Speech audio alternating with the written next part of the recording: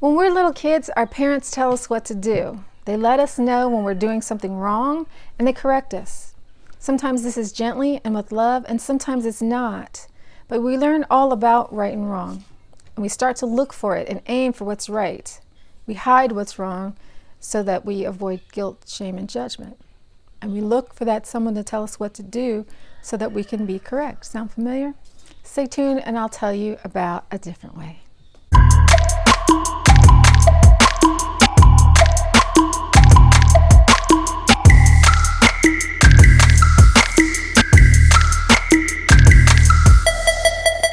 Hi, I'm Laura Giles with Pan Society.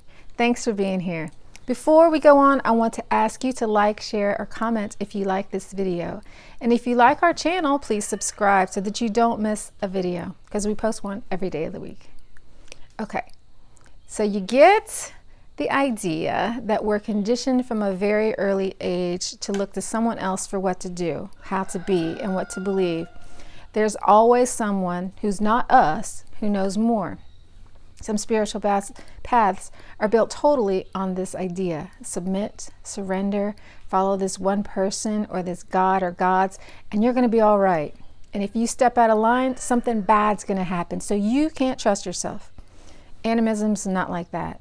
In animism, rightness is found within nature. Just look outside. We got this gorgeous, we've had a string of gorgeous fall days. The light and the colors are just amazing. And I hope you have had that too. But if you just observe, you'll see what's natural. When it's morning, the sun comes up. Then it goes back down. When the tide goes out as far as it can, it comes back in. The moon fills and then it empties. And everything is balanced. It goes from order to chaos and back again. Animals often have babies in the spring to make sure that their offspring have enough food to make it to adulthood. They mature over the summer, then they slow down over the winter when food is scarce. It's just intuitive. They follow the sun and the food. And nobody's told them that the sun is fire and fire is the time to be most productive. They just follow their own inner compass and flow with nature. Baby bears learn how to be adult bears by watching their parents. They don't eat solid foods until they have teeth to chew and a mature enough digestive system to process solids. And when they're adults, they leave their mother and take care of themselves. They spread out so that they don't compete for resources.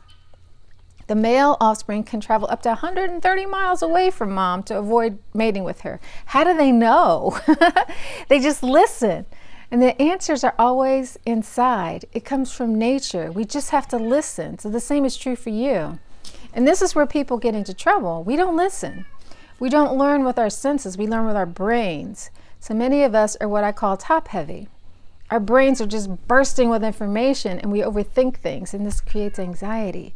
We're always searching for answers or looking for someone to tell us what to think, how to be, and who to be when it's already inside of all of us. All we have to do is learn to listen and trust. And this is how the wheel of life helps. If you're asking, should I stay or should I go, for example, look at where you are in the wheel. Is this thing at the beginning, middle, or end? If it's at the end, go. Finish it. Move on.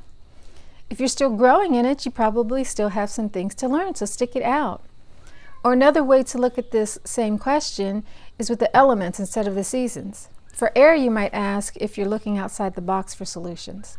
Do you need to look at it a different way? So are you being creative? Do you need more data? Are you too attached to the outcome? All those are air questions. For fire, you might ask if you have followed through with actions to get the results that you wanted. Are you taking responsibility? You standing in your power, that's fire. For water, you might ask, how do you feel?